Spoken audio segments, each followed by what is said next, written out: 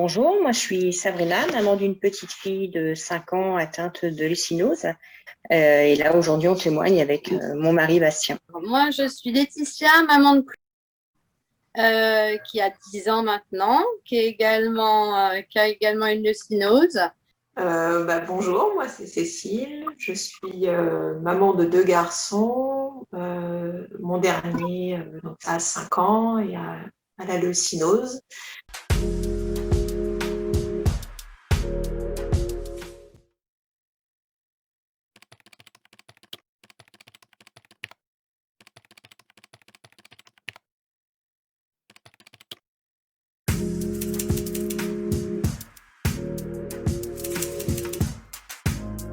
C'est très compliqué, ça fonctionne pas. C'est-à-dire que concrètement, on a du mal à imaginer ce qu'est la leucinose. Elle peut pas manger de protéines, mais comment? Et je pense qu'on va nous poser 10 fois la question de savoir si elle peut manger du saucisson.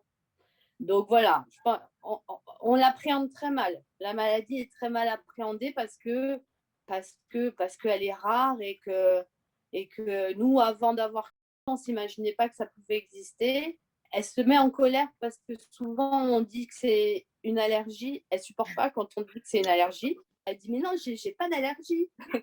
Donc, c'est assez rigolo de l'entendre. On apprend à passer. Au départ, on se dit, oh là là, c'est pas possible. On est presque un peu intransigeant, quoi. On dit, mais attendez, à l'école, vous comprenez pas que non, elle peut pas. Et puis après, on passe et effectivement, après, ah ben, elle a une allergie. Voilà. Elle peut pas manger. Non, elle peut pas manger. Elle ne mange que son panier repas et on cherche plus à expliquer. On n'explique pas. Parce que si on explique, ça sert à rien.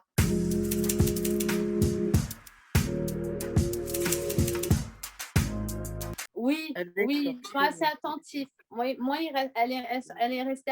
sont restés assez attentifs. Moi, j'ai même donné une vidéo qui avait été faite sur la leucinose par l'association Les Feux Follets. J'ai même donné cette vidéo à une des maîtresses avec qui je m'entendais très bien. De toute façon, quoi qu'il arrive, même s'ils ne comprennent pas, on arrive quand même à leur faire comprendre qu'il faut rester attentif et que dès que l'enfant dit qu'elle est fatiguée ou qu'elle a mal à la tête, il faut nous appeler. Voilà, nous, le nerf de la guerre, c'est ça. C'est-à-dire que on a toujours eu ce discours-là envers les enseignants et l'équipe éducative et même la crèche. Il y a le moindre souci, vous nous appelez. Après, on avait la chance d'être pas loin. Donc, on pouvait très rapidement la récupérer, très rapidement se retrouver à Necker. Donc, on s'est organisé vraiment comme ça et on a fait un peu abstraction de l'explication de la maladie. On disait les grandes lignes, mais c'est tout. Nous, pour sa première année de maternelle, on a eu la chance que sa maîtresse, ce soit une connaissance. Donc, c'était la cousine de mon meilleur ami. Donc, ça a aidé au fait que de toute façon, elle avait eu connaissance de la maladie bien avant le fait qu'elle intègre l'école et sa classe. Et elle avait, avec le fait d'avoir pu en discuter en aparté de l'école avant, elle a pu connaître les enjeux et les points de surveillance qu'il fallait avoir. Après, là, cette année, c'était un peu plus compliqué et sportif. Et on a eu aussi le droit de l'allergie. Le PAI à chaque fois, voilà. L'année dernière, le PAI, ça a été compliqué. Enfin, pour la première année, ça s'est fait assez facilement. Je pense que Gaëlle, la maîtresse qu'elle a eue en petite section a beaucoup aidé au fait que de faciliter la tâche. Pour l'année dernière, quand on sollicite la directrice au mois d'avril-mai pour renouveler le PAI de Jade, en plus le Covid n'a pas aidé non plus, qu'elle vous envoie le formulaire dédié aux allergies, qu'on lui dit mais attendez, c'est pas une allergie, ah bah ouais mais maladie génétique du coup et moi il va falloir que vous me donniez le détail du traitement. Mais il n'y a pas de traitement. À l'école, ne vous inquiétez pas. Oui, vous aurez des petites briquettes de lait auxquelles elle a le droit, de substituts de lait auxquels elle a le droit, ces biscuits auxquels elle a le droit, mais au-delà de ça, elle n'aura rien d'autre à prendre à l'école. Donc, c'était compliqué. Et je rejoins Laetitia concrètement quand on a eu une conversation avec son institutrice de cette année en début d'année, parce qu'effectivement, le PAI, on avait aussi prendre au mois d'avril. Il est signé que mi-septembre, parce que de toute façon, le médecin scolaire, il n'y en a pas beaucoup sur la circonscription, donc il est très peu disponible pour signer les documents, tout se fait à distance. et puis ils ne comprennent pas trop la maladie. Donc là, il y a un interlocuteur qui nous appelle pour prendre des infos, mais ce n'est pas la personne qui a besoin des infos pour signer le truc. Donc le temps de lui expliquer, enfin, c'est beaucoup d'échanges. Généralement, on finit par envoyer toutes les plaquettes qu'on a pu avoir sur l'explication de la maladie, les enjeux. Il y a eu effectivement la petite vidéo des feux follets qui vont, enfin, nous on envoie le lien. Et pour autant, ça ne nous a pas empêché que dans la maternelle de notre village, tous les ans, les moyens et les grandes sections font un petit atelier pâtisserie pour préparer les petits gâteaux des petites sections de maternelle qui font leur rentrée le lendemain. Il était convenu qu'il est bien expliqué qu'elle n'avait le droit de manger rien d'autre que ce que nous lui fournissions. On lui a proposé et on l'a laissé faire goûter la pâte à gâteau au chocolat le jour de la rentrée. Donc, ça va, c'est juste un doigt qui se trempe dans la préparation, mais on a l'impression de tout le temps se battre, enfin d'être un moulin qui se bat contre le vent pour. Oui, mais bon, pourtant, il ne s'est rien passé. Non, le problème, c'est que ce n'est pas une allergie. Donc, si elle mange, elle ne va pas gonfler, elle ne va pas faire une réaction allergique. C'est juste que ça se passe sur du moyen terme où, si nous, on n'est pas au courant qu'il y a une dérive, on va continuer à l'alimenter sur son régime de croisière classique. Et pour le coup, elle va avoir un apport de protéines bien trop conséquent par rapport à ce qu'elle ne peut tolérer. Et ce n'est pas sur l'instant T que vous allez voir que c'est pas qu'elle a fauté, ça va être demain, dans 2-3 jours, quand l'accumulation se fera et que son organisme se déréglera. Et là, je me suis encore battue. Le PAI n'est toujours pas signé. Hein. La directrice m'a renvoyée vers le médecin du travail, le médecin scolaire, pas le médecin du travail, le médecin scolaire.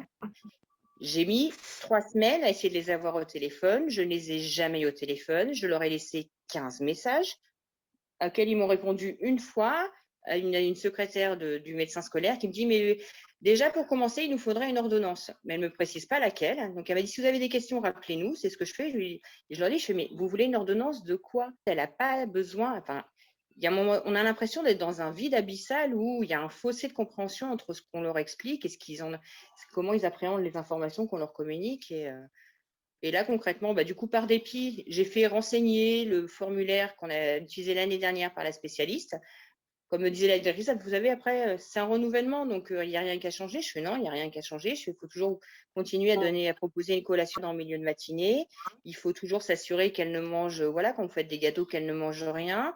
Être attentif si vous la voyez qu'elle est un peu, qu'elle a des petits troubles de l'attention par rapport à d'habitude, qu'elle a, les troubles du comportement qui figurent dans les 2 précédents PAI, ce sont scrupuleusement les mêmes. Et la directrice, par dépit, je l'ai envoyé le dernier jour d'école, le mardi 6 juillet, et la directrice, en expliquant à la directrice que je suis désolée, que je n'ai absolument pas réussi à joindre les services médicaux. Du coup, elle s'est occupée elle-même de transmettre le dossier en me disant, malheureusement, ils sont en vacances cette semaine, donc je pense que ce sera fait qu'au mois de septembre. Donc, et je trouve ça hallucinant. Et pour autant, quand on va leur transmettre des consignes à la rentrée, ils vont nous dire, ouais, mais ça, il faut faire un PAI. Parce on y a eu le droit aussi l'année dernière. Ah oui, mais vous me demandez de donner une collation à Jade dans le cadre de sa maladie, mais il faut faire un PAI pour qu'on lui donne à manger en classe. Donc là, évidemment, c'est toi qui étais à l'école, c'est toi qui s'est un peu agacé, mais on a l'impression d'être dans 2 mondes parallèles. Donc, avec la lourdeur administrative hallucinante.